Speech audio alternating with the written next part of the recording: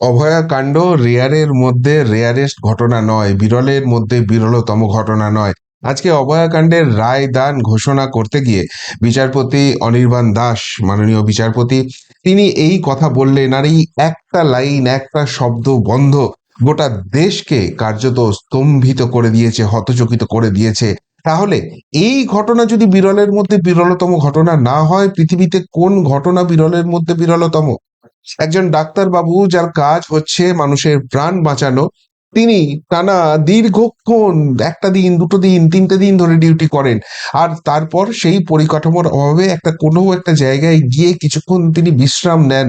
সেই অবস্থায় নর পিশাচরা তার উপর ঝাঁপিয়ে পড়ে, নারকীয় অত্যাচার চলে, এবং তারপর ধর্ষণ করে শেষ পর্যন্ত তার প্রাণটুকু অব্দি ছিনিয়ে নেওয়া হয়, এবং সেই ধর্ষণ এবং খুন চূড়ান্ত চূড়ান্ত রকমের অত্যাচার করার পর ঘটনা ঘটে। কিন্তু সেই সব দেখে শুনে তার তথ্য প্রমাণ পাওয়ার পরও আমাদের দেশের মাননীয় বিচারপতি অনির্বাণ দাস তার রায়ে লিখলেন, এটা বিরলের মধ্যে বিরলতম ঘটনা নয়। আর এখানেই সাধারণ মানুষ প্রশ্ন তুলতে শুরু করেছে, তাহলে বিরলের মধ্যে বিরলতম ঘটনা কোনটা? খুব স্বাভাবিক ঘটনা, একজন তার কর্মস্থলে ধর্ষিতা হচ্ছেন এবং তারপর খুন হচ্ছেন। এটা খুব স্বাভাবিক ঘটনা। নিজের যে কর্মস্থল, ডাক্তারির মতো একটা জায়গা, যে ডাক্তারি, যে হাসপাতাল, এমন একটা জায়গা যেখানে দু দেশের মধ্যে যদি যুদ্ধ চলে, সেখানেও ডাক্তারি যে ছাউনি থাকে, সেখানে কোনো রকম অস্ত্র প্রয়োগ করা হয় না, সেখানে কোনো রকম বম্বিং করা হয় না। ওই প্লাস সাইনটা, ডাক্তারের ওই প্লাস সাইনটা দেখলেও যুদ্ধের মাঝখানেও সেই জায়গাটাকে রেহাই দেওয়া হয়। সেইখানে একজন ডাক্তার বাবু, একজন একজন মহিলা, তিনি সুরক্ষিত নন। আর মাননীয় বিচারপতি মনে করলেন এটা rarest of the rare incident নয়।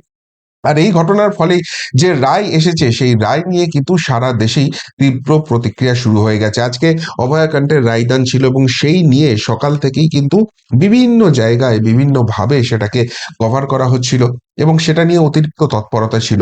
গত শনিবারই এই মাননীয় বিচারপতি বলে দিয়েছিলেন যে তার কাছে যে তথ্য প্রমাণ জমা পড়েছে, তদন্তকারী সংস্থা যে তথ্য প্রমাণ দিয়েছে, তাতে তার বিরুদ্ধে যে তিনটি ধারায় মামলা নিয়ে আসা হয়েছে, প্রত্যেকটার ক্ষেত্রেই তিনি দোষী সাব্যস্ত হয়েছেন। সিভিক ভলেন্টিয়ার সঞ্জয় রায় দোষী সাব্যস্ত হয়েছেন।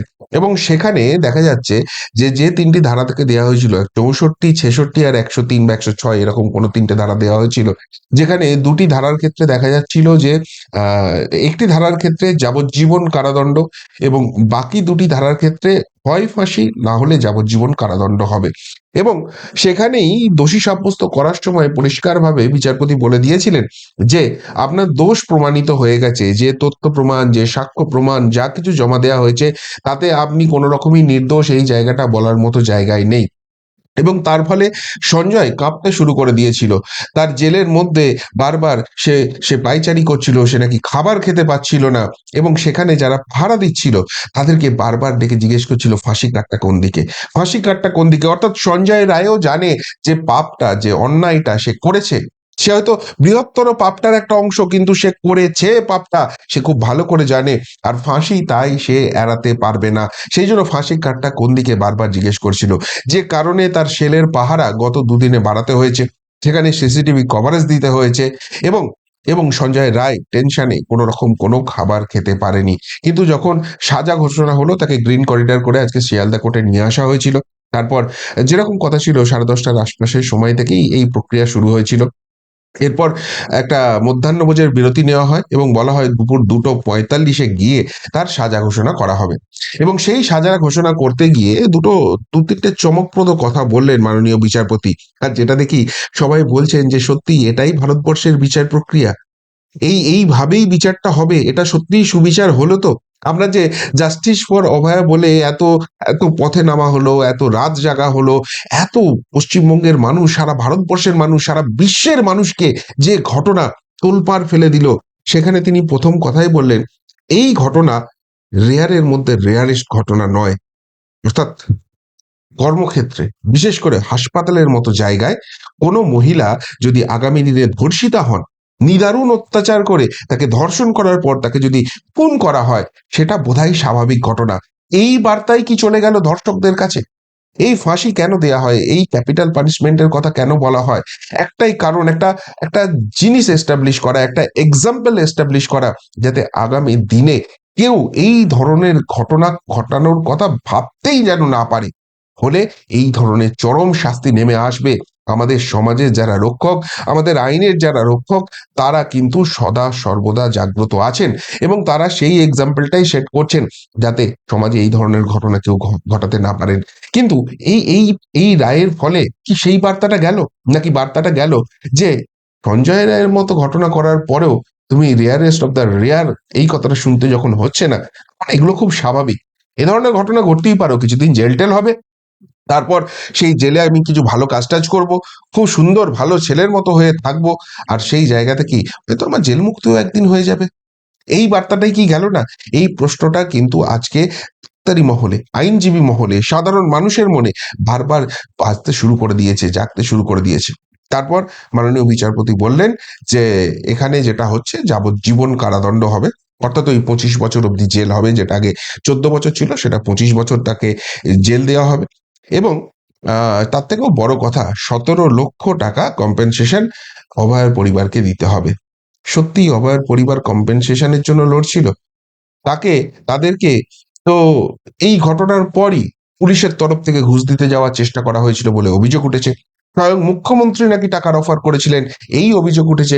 কিন্তু প্রত্যেক জায়গাতেই তারা বলেছেন না, আমাদের মেয়েটাকে আমরা ফেরত পাচ্ছি না, আমাদের অভয়াটা আর ফেরত আসবে না, কিন্তু যারা এই অত্যাচারটা করেছে তাদের চরমতম শাস্তির ব্যবস্থাটা করা হোক, যাতে আগামী দিনে আমাদের মেয়েটার মতো কষ্ট যেন কাউকে না পেতে হয়, এই ধরনের অত্যাচার কাউকে যেন সহ্য করতে না হয়, এইভাবে যাতে কাউকে প্রাণ দিতে না হয়।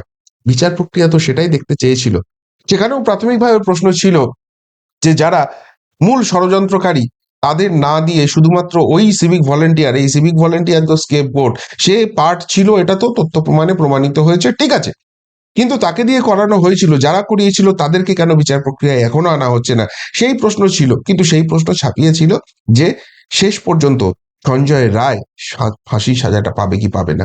দেখুন, ফাঁসির সাজা হবে কি হবে না, বিচারের কোন জায়গায় রয়েছে, সে তো মাননীয় বিচারপতি, বিচার ব্যবস্থা আমার আপনার থেকে অনেক ভালো বুঝবেন।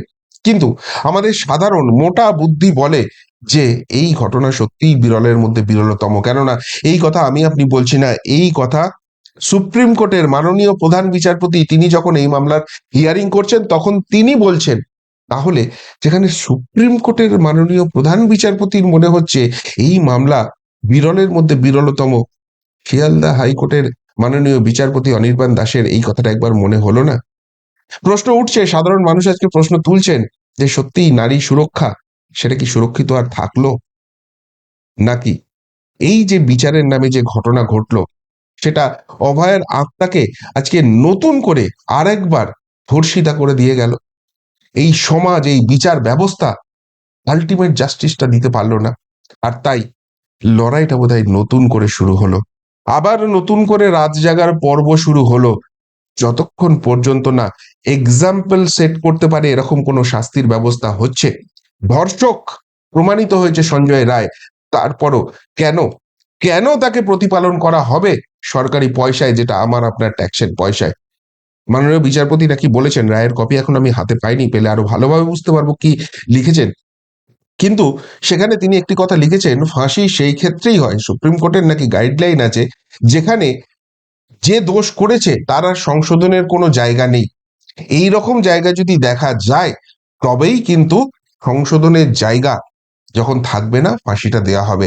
তাহলে সঞ্জয় রায়ের মধ্যে তিনি নিশ্চিতভাবে এমন কিছু দেখা পেয়েছেন যে এরপর সঞ্জয় রায় একজন মহামানব হয়ে উঠবেন। তিনি নারীদের এবার মাতৃশক্তি রূপে পুজো করবেন।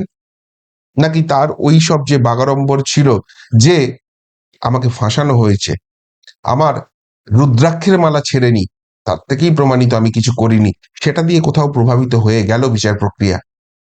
আজকে সত্যিই জাস্টিস ফর অভয়া কোথাও গিয়ে যেন থমকে গেল, কোথাও গিয়ে যেন তার আত্মাকে আবার নতুন করে অশান্ত করে দিল, এবং জাস্টিস চাইতে গিয়ে ইনজাস্টিস পেল। যে মেয়েটা, যে বোনটা আমাদের ছেড়ে এই নির্মম অত্যাচার সহ্য করে এই পৃথিবী থেকে চলে গেছে, সেই সেই অভয়া। তার ফলে খুব স্বাভাবিকভাবেই যারাই এটা নিয়ে একটুও খোঁজ খবর রাখেন? আমি বিভিন্ন জায়গায় বিভিন্ন লোকের মেসেজ অলরেডি পাচ্ছিলাম। আমি টিভিতে দেখছিলাম তাদের প্রতিক্রিয়া। প্রত্যেকেই নাখুশ এবং জানি না মাননীয় বিচারপতি কি ভেবে এই কথা বলে তার বিচার প্রক্রিয়াটা শুরু করলেন। কিন্তু এই একটা কথাই বোধহয় আইন ব্যবস্থা, বিচার ব্যবস্থার প্রতি মানুষের যে আস্থা, সেটা কি কোথাও গিয়ে টলিয়ে দিল? সেই প্রশ্নটা কিন্তু বড় হয়ে দেখা দিচ্ছে। যদিও আমার মনে হয় না যে বিচার প্রক্রিয়া এখানে শেষ হয়ে গেল। এরপর এটা উচ্চতর আদালতে যাবে বা শেষ অবধি এটা সুপ্রিম কোর্টে যাবে এবং সেখানে গিয়েই হয়তো ফয়সালা হবে যে কি আল্টিমেটলি হতে চলেছে। কিন্তু যেভাবে অভয়ের আত্মা আমাদের সকলকে কাঁদিয়েছিল, আজকে যেন সেই কান্নাটা বহুগুণ বাড়িয়ে দিল এই বিচারের রায় পাওয়ার পর। কি বলবেন বন্ধুরা এই রায় নিয়ে? সত্যিই কি জাস্টিস হলো? সত্যিই কি বিচার হলো? যে রায় এলো সেটা কি সত্যিই মেনে নেওয়া যায়? নাকি নতুন করে রায় যাতে রায়ের মতো হয়, জাস্টিসটা যাতে সত্যি করেই অভয়ের জন্য পাওয়া যায়, আবার নতুন করে আন্দোলনে সারা বাংলা, সারা দেশ, সারা বিশ্ব পথে নামবে? অভয়ের জাস্টিসটা শেষ পর্যন্ত সেইভাবেই আসবে, নাকি সিস্টেমের এই মায়াজালে শেষ পর্যন্ত অভয়ের জাস্টিস এইভাবেই হারিয়ে যাবে? যদি এই নিয়ে কিছু বলার থাকে অবশ্যই কমেন্ট বক্সে কমেন্ট করে জানাবেন। এখনকার মতো এখানেই শেষ করলাম। ফেরত আসছি নতুন প্রতিবেদন নিয়ে খুব তাড়াতাড়ি। ভালো থাকবেন, সাথে থাকবেন, পাশে থাকবেন। নমস্কার।